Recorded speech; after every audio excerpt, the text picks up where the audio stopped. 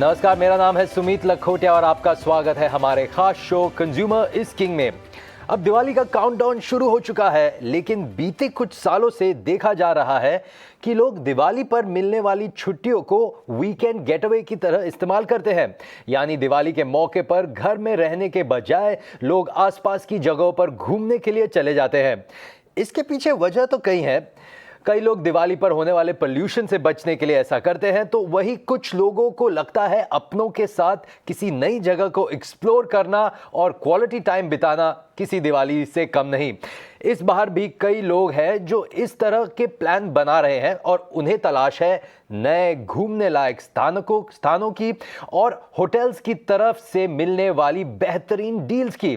अगर आप भी इन्हीं दो चीज़ों की तलाश में हैं तो आप आज का शो मिस करने की गलती ना करें, क्योंकि इस शो में आज हमारे एक्सपर्ट्स आपको बताएंगे दिवाली वीकेंड पर घूमने लायक कुछ बेहतरीन ऑप्शंस, और साथ ही साथ आपको बताएंगे कि अब जबकि दिवाली में कुछ ही दिन बचे हैं तो ऐसे में अच्छी डील्स कैसे हासिल करें।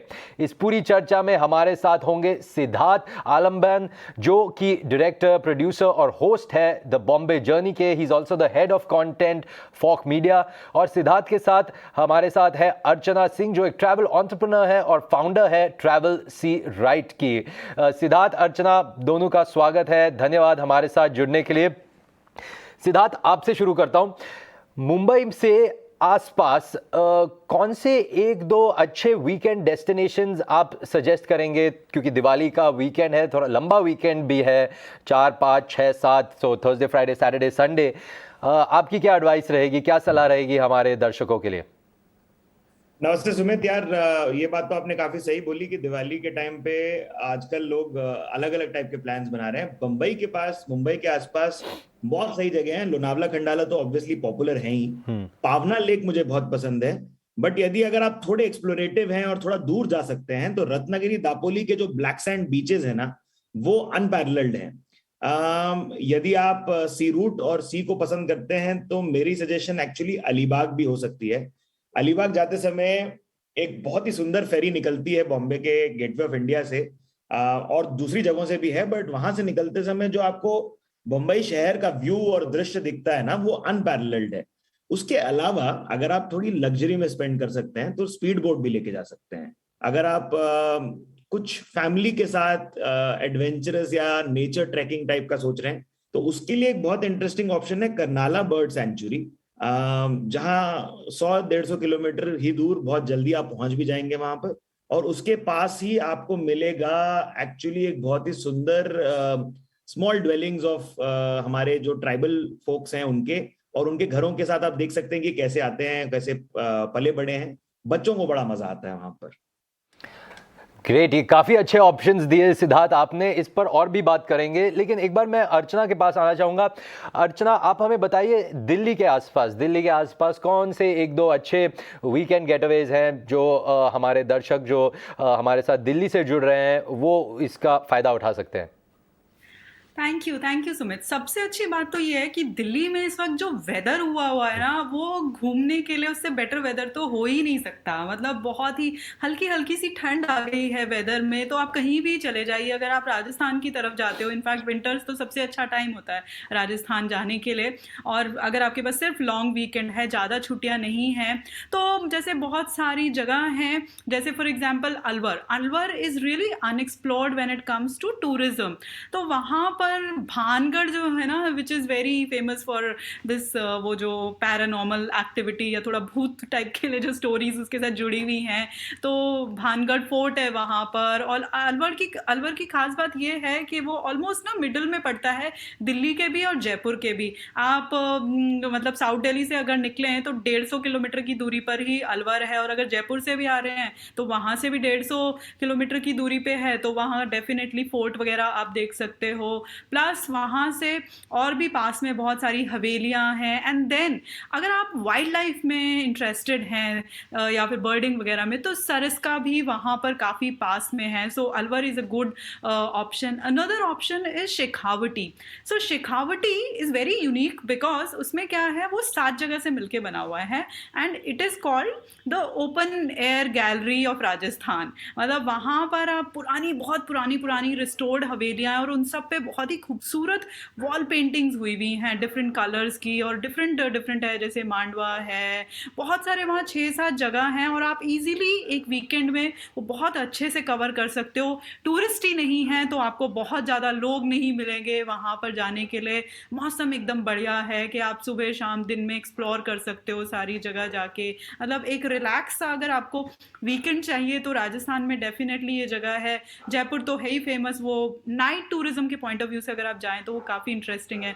बट अगर आपको बर्डिंग में इंटरेस्ट है तो भरतपुर के बारे में तो खैर सब जानते हैं, बट अगर आप उत्तराखंड में आए पनगोट की तरफ, तो पनगोट इज़ रियली गॉर्जियस। जब आप वर्ल्ड लाइफ या बर्डिंग की बात करते हो तो वहाँ पर nature lovers would love it कि पहाड़ों में एक हल्की सी भीनी सी ठंड आ गई है और वहाँ पर ऑलमोस्ट 580 वेराइटीज़ ऑफ बर्ड वहाँ मिलती है। तो अगर आपका बर्डिंग में इंटरेस्ट है तो वहाँ जा सकते हैं। ज़्यादा दूर नहीं है दिल्ली से, इनफैक्ट नैनीताल से सिर्फ 16 किलोमीटर आगे है, तो आराम से एक वीकेंड ट्रिप बन सकता है। और अगर आपको हिमाचल पसंद है तो दरंग करके एक जगह है हिमाचल प्रदेश में जो कि मैक्लोडगंज से थोड़ा सा ऊपर है। वहाँ पर टी एस्टेट्स हैं और वहाँ से जो माउंटेन्स का व्यू आता है दौलधर रेंज का, वो बहुत सुंदर है। तो ये थोड़े से अलग हटके जगह हैं जो लोग ज़्यादातर नहीं जाते हैं और दिवाली के टाइम पे काफ़ी इंटरेस्टिंग हो सकते हैं। तो मैं तो ये रेकमेंड करूँगी, I would highly recommend these places around Delhi. बहुत खूब अर्चना, ये भी काफ़ी अच्छे ऑप्शंस आपने दिए हैं नॉर्थ इंडिया में लोगों को अगर घूमना है, कहीं जाना हो। एंड एक्चुअली हम तो बात कर रहे हैं Diwali as a long weekend get away, but ये तो मतलब दिवाली के बाद भी लोग जाना चाहें तो जा सकते हैं। सिद्धार्थ, आपसे पूछना चाहूँगा, मुंबई की दिल्ली की तो बात होगी, और कुछ शहरों के बारे में बात करते हैं, जैसे बेंगलुरु है, बेंगलोर, उसके बारे में बताइए। वहाँ भी आसपास कुछ अच्छे ऐसे hidden secrets, hidden holiday weekend gateways है क्या? यार, जब बैंगलोर की बात आती है ना, तो एक्चुअली बैंगलोर के अंदर ही कबन पार्क बहुत सुंदर है। तो कई बार आप कबन पार्क ही चले जा सकते हैं। और बैंगलोर से बहुत ही ज्यादा दूर नहीं मैसूर है। मैसूर शहर बहुत सुंदर है। वहां के पैलेस तो हमें सबको पता ही है, थोड़ा बहुत आइडिया होगा। बट मैसूर के अलावा जो जगह मुझे बहुत पसंद है इन टर्म्स ऑफ बीच, वो है मैंगलोर। अब मैंगलोर में जो मेरा सबसे पसंदीदा बीच है, जहां हमने शूट भी किया था, वो है कापू बीच। अब कापू बीच पे इतना फैसिनेटिंग है बड़ों के लिए भी और बच्चों के लिए भी, क्योंकि वहां पर ना एक बहुत सुंदर लाइट हाउस है। और पता नहीं क्या है वो फैसिनेटिंग चीज कि 360 डिग्री घूमता हुआ लाइट हाउस का लाइट आपको हमेशा फैसिनेट करता है। आप वहां से स्टारगेज कीजिए, अगर सी फूड में दिलचस्पी रखते हैं तो सी फूड में इंडल्ज कीजिए। और उसके आसपास मैंगलोर में और बीचेस भी हैं जहां एक्सप्लोर कर सकते हैं। यदि आप टूरिस्टी चीजें नहीं करके वहीं के लोकल्स के साथ कुछ बातें करेंगे ना, तो आपको एक यूनिक उनके खाने की भी प्राप्ति हो सकती है। बैंगलोर के आसपास थोड़ी सी दूर पे एक्चुअली हैदराबाद और बैंगलोर के राइट बिटवीन पड़ता है, हम्पी भी जा सकते हो आप। और बैंगलोर से ज्यादा दूर चेन्नई भी नहीं है। तो बैंगलोर एक अच्छे स्पॉट में बैठा हुआ है जहां से आप कई जगहों पर जा सकते हो।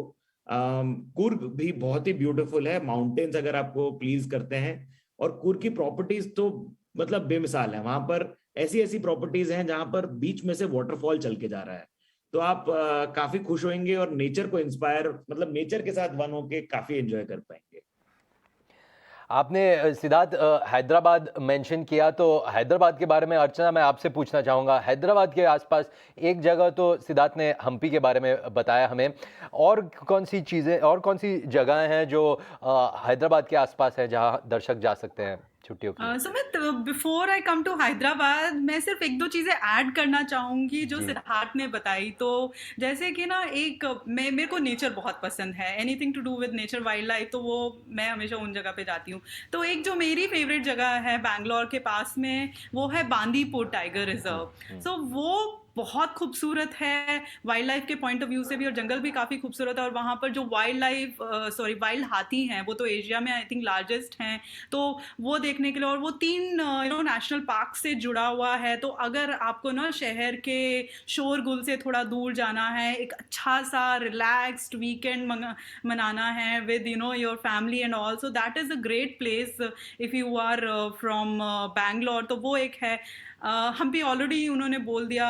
Udupi is also one place. Then Hyderabad के और जो पास में है वो है ये क्या बोलते हैं, दीज व्हाट डू यू से, दिस हिल जो है पास में एक, तो वहाँ से उसका जो रास्ता है वो बाय बोट आपको जाते हैं वहाँ पे, एंड गोदावरी रिवर के थ्रू जाते हैं आप वहाँ पे, and that is like a 6 to 8 hours का जर्नी आप करके वहाँ पर जा रहे हो। तो वो काफ़ी अनएक्सप्लोर्ड है, लोगों को पता नहीं है, बोट से जाते हो, and then on top of that आपको हट्स में रुकना होता है, वो है वहाँ पर। देन ये बादामी केव जो है वो काफ़ी अच्छी जगह है, बादामी केव, इट्स अ हेरिटेज टाउन। तो वहाँ पे लेक बहुत अच्छा है, and it's a 4th century का वो केव्स हैं और टेम्पल्स हैं वहाँ पर। तो वो हेरिटेज के पॉइंट ऑफ व्यू से अगर आप स्पेंड करना चाहते हो थोड़ा टाइम, तो वो काफ़ी कुछ है हैदराबाद में। बाकी हैदराबाद में खुद भी इतना कुछ है देखने के लिए, गोलकोंडा एंड देन पुराना चार मीनार और भी। एंड आई डोंट नो, ज़्यादातर लोगों को शायद नहीं पता होगा, बट उदयपुर का तो सबको पता है, it's called the city of lakes. But at one point of time Hyderabad had lots of lakes, like almost more than 100 lakes थे। तो वहाँ पर भी छोटे छोटे वाटर बॉडीज हैं जो हैदराबाद में भी लोग देख सकते हैं अभी भी, और पार्क्स वगैरह तो वहाँ पर हैं ही, सुंदर हैं। तो आसपास में अगर आप ये बादामी केव्स या जैसे हम्पी भी पास पड़ता है, वहाँ से आप जा सकते हो, क्योंकि पास में ही है ये, ज़्यादा दूर नहीं है हम्पी भी, और ये उडुपी वगैरह सारी जगह आप वहाँ से कर सकते हो, क्लियर पास में जा ग्रेट। सकते हो, और कुर्ग वगैरह दोनों जगह से ही पास पड़ता है। अर्चना, ये काफ़ी इंटरेस्टिंग बात आपने बताई। हैदराबाद में भी इतने सारे लेक्स पहले थे और इतने सारे वाटर बॉडीज़ अब भी देखने के लिए है वहाँ। सिद्धार्थ, एक बात करते हैं ट्रेंड्स के बारे में, क्योंकि मतलब पहले हमेशा होता था, एक समय था जब लोग दिवाली घर पर और घर वालों के साथ ही मनाते थे, लेकिन अब आपको लग रहा है, क्योंकि आप भी लोगों से काफ़ी बात करते हैं, आप खुद भी इतना ट्रैवल करते हैं, तो क्या आपको लग रहा है कि दिवाली के समय अब लोग घूमने के लिए और ज़्यादा तैयार होते हैं? मतलब ज़्यादा लोग अब घर से बाहर मतलब अपने शहर से बाहर एक नई जगह पर दिवाली बिताना पसंद करते हैं? मैं क्विकली एक पिछले वाले सवाल को थोड़ा और आंसर करना चाहूंगा। मैं हैदराबाद का पला बड़ा हूं, तो मेरे बनता है ऐसा, मेरे को लगता है कि वहां पर 2-3 जगह, नागार्जुन सागर और श्रीशैलम, दोनों डैम्स के लिए। श्रीशैलम ज्योतिर्लिंग भी हैं, तो अगर कोई रिलीजियस मान्यता रखते हैं तो वहां जाइएगा। वरंगल, कर्नूल भी हम्पी की तरह बहुत अच्छे सुंदर मंदिरों के लिए जाने जाते हैं। अब आइए आपके सवाल ट्रेंड्स के बारे में। हम मैशेबल इंडिया चलाते हैं चैनल, जहां पर हम लोग कॉन्स्टेंटली बात करते रहते हैं कि रिवेंज टूरिज्म एक आया है। क्योंकि हम इतने दिन घर पे बंद रहे हैं, तो एक ट्रेंड ये भी आया है कि हम बाहर निकल के बहुत जोर से घूमना चाहते हैं।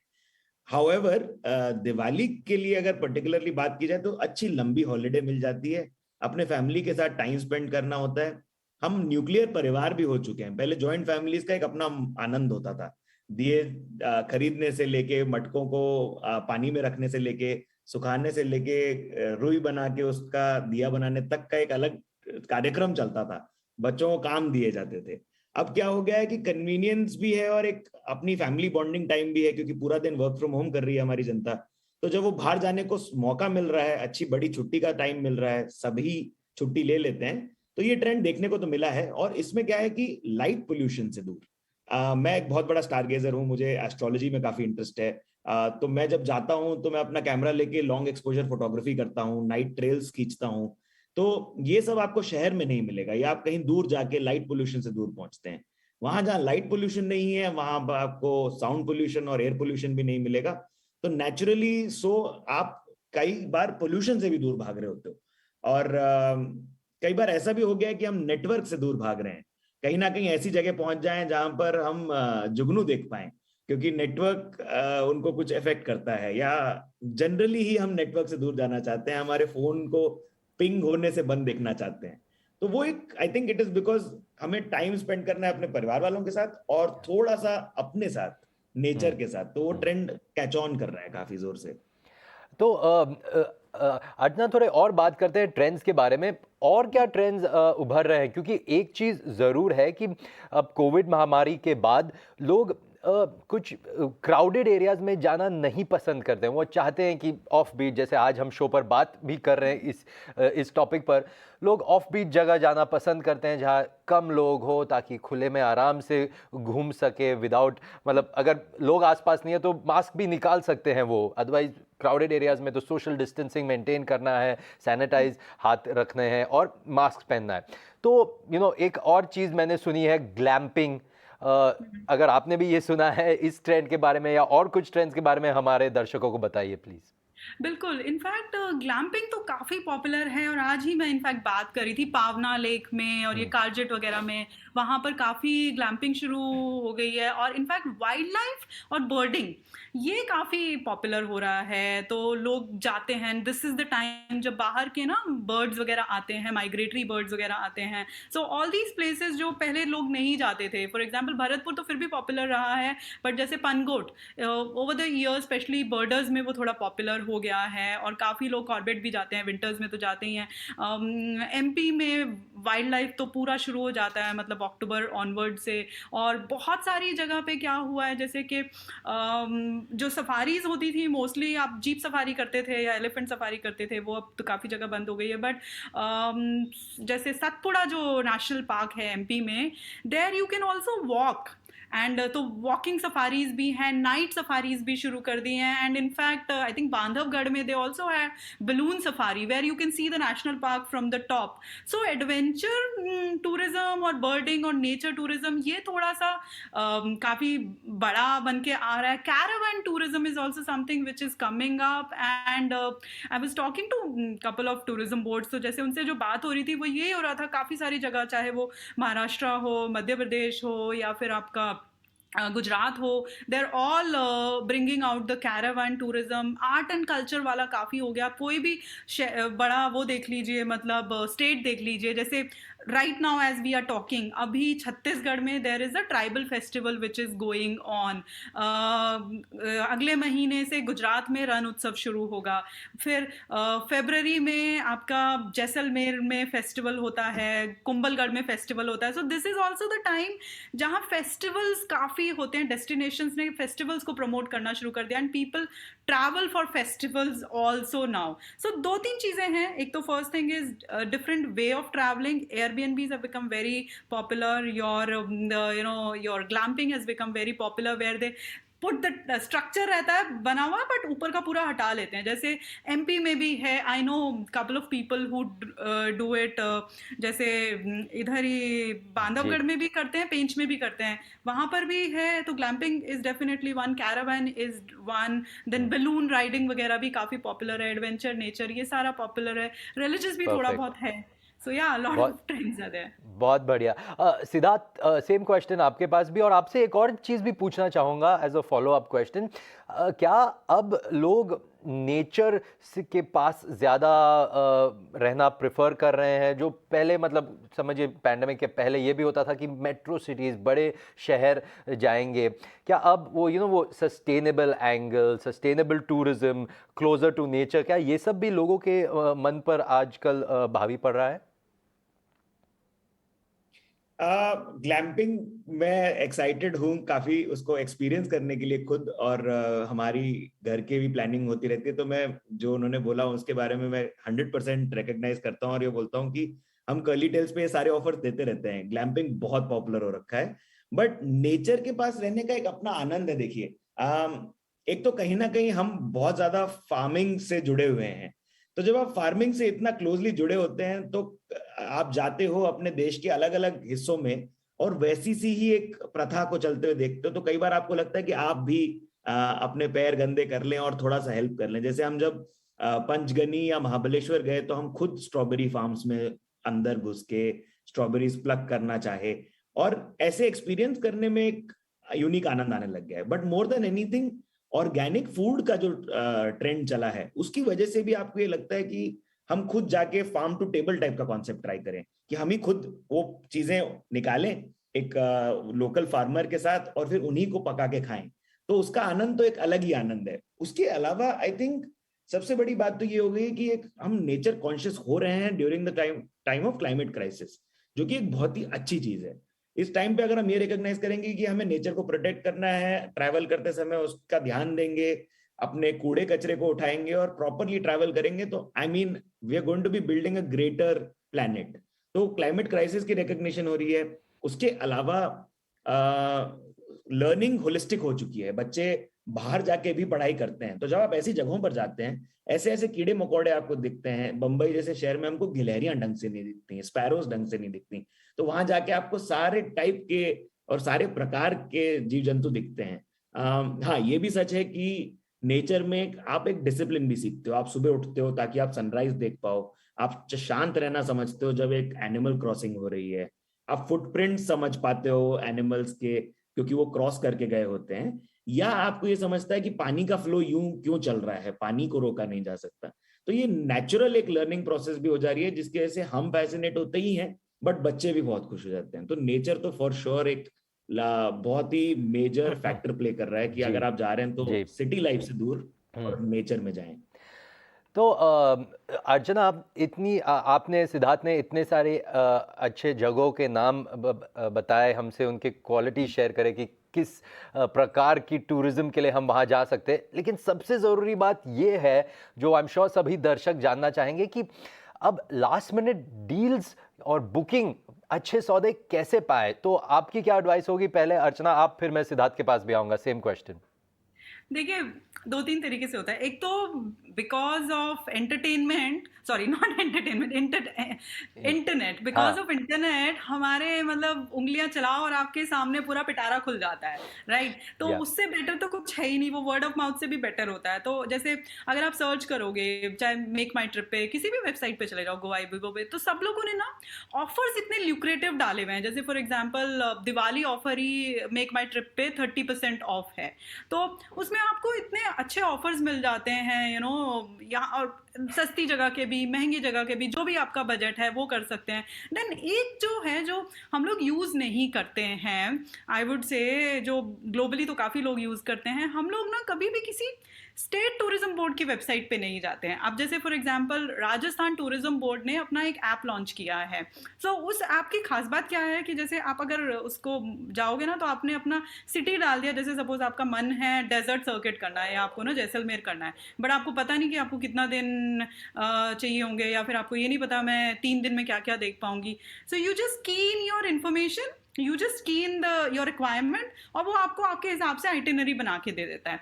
तो कई बार क्या होता है ना, अगर आप थोड़ा सा टाइम स्पेंड करो, सिर्फ 2 जगह आप टाइम स्पेंड कर लो। एक, आप किसी भी जिस भी जगह पे आप जा रहे हो उसके टूरिज्म बोर्ड के वेबसाइट पे चले जाओ, उस पे उससे ज़्यादा इन्फॉर्मेशन आपको कहीं नहीं मिल सकती है, जगह के बारे में डिटेल्ड आउट होता है। So one is that, and then you go to any of these websites, इनके बहुत अच्छे ऑफर्स होते हैं, चाहे वो इवन थ्रिलोफीलिया हो, या फिर फॉर एग्जांपल आपका मेक माई ट्रिप हो, गोआईबीबो हो, कोई भी हो, ये सारे ना इनके वेबसाइट्स पे काफ़ी होते हैं। And the last option is कि अगर आपके कोई फ्रेंड गए हैं पहले, so just take them the number, call up the guy, and you get very good deals. और अगर हो सके तो पहले बुक करो, नहीं करो तो कई बार लास्ट मिनट डील्स भी बहुत अच्छी मिल जाती हैं, मतलब आपको काफ़ी डिस्काउंट मिल जाता है। बिकॉज एंड स्पेसिफिकली दिवाली पे तो और इजीली मिल जाएगा, बिकॉज मोस्टली लोग दिवाली पे घर रहते हैं। So it's not really a peak time, but हाँ, दिवाली के बाद यूजुअली लोग ट्रैवल करते हैं। लाइक दशहरा के टाइम में तो इम्पॉसिबल है आपको अच्छी डील्स मिलनी, उस टाइम सारी जनता ही ट्रैवल कर रही होती है। बात कही आपने अर्चना। मैं सिद्धार्थ के पास आऊंगा। सिद्धार्थ, सेम क्वेश्चन, क्या एडवाइस रहेगी आपको हमारे दर्शकों के लिए कि कैसे वो बेस्ट डील्स पाए? देखिए, हम टेक चैनल चलाते हैं मैशेबल इंडिया, तो सबसे बड़ी बात ध्यान से सुनिएगा, इनकॉग्निटो मोड में अपना ब्राउजर क्रोम, इंटरनेट एक्सप्लोरर या सफारी खोलिए। इनकॉग्निटो मोड में ही आपने सब डिसीजन मेकिंग करनी होगी, तो 2-3 बार खोल सकिएगा, बट उसके बाद भी इनकॉग्निटो में भी कुछ चीजें याद रख लेता है आपका आईपी एड्रेस द्वारा। तो जब आप इनकॉग्निटो मोड में जाएंगे, तब फ्लाइट्स के लिए जो मैं वेबसाइट यूज करता हूं उसका नाम है स्काई स्कैनर। स्काई स्कैनर बहुत इजीली सारी फ्लाइट्स को कंपेयर करके आपको बता देता है, तो वो एक बहुत ही बेहतरीन साइट है। दूसरी, जो मैं होटल बुकिंग्स या उनके पास प्राइवेट विलास वगैरह भी हैं, उसके लिए मैं यूज करता हूँ booking.com। अगर आप इन सब के मेंबर भी बन जाते हैं, एयरलाइंस के मेंबर बन के भी आप बहुत सारे फायदे पा सकते हैं। तो जैसे अगर आप एयर इंडिया या विस्तारा के मेंबर हैं तो आप मेक श्योर कीजिए कि आप अपना नंबर डालिए, मेंबरशिप नंबर, और सारे फायदे उठाइए। और एयरपोर्ट पे भी उनको बोलिए कि मैं परिवार के साथ हॉलीडे पे जा रहा हूँ, क्या मुझे अपग्रेड मिल सकता है। कई बार वो आपको एक प्राइस बता देंगे, बट अगर लंबी फ्लाइट हुई और खाली ही जा रही है तो कई बार आपको अपग्रेड भी मिल सकता है। तो कोशिश करते रहना चाहिए। होटल्स के लिए agoda.com भी है, वो उसमें भी आप कंपेयर कर सकते हैं। बट जब आप फाइनल पेजेस पे जाएंगे कोई सी भी वेबसाइट की, जैसे स्काई स्कैनर आपको किसी और फ्लाइट की बुकिंग पे लेके जाता है, let's say make my trip, तो मेक माई ट्रिप के कूपन कोड्स होते हैं। अगर आप कूपन कोड्स के लिए सर्च करेंगे तो वहां एंटर करके आप फर्दर डिस्काउंट पा सकते हैं। कई बार जो आपको पहले 2-3 डिस्काउंट दिखाता है ना वेबसाइट, वो भी एक्चुअल बड़े डिस्काउंट्स नहीं होते, उनके नीचे और बड़े डिस्काउंट्स मिल सकते हैं।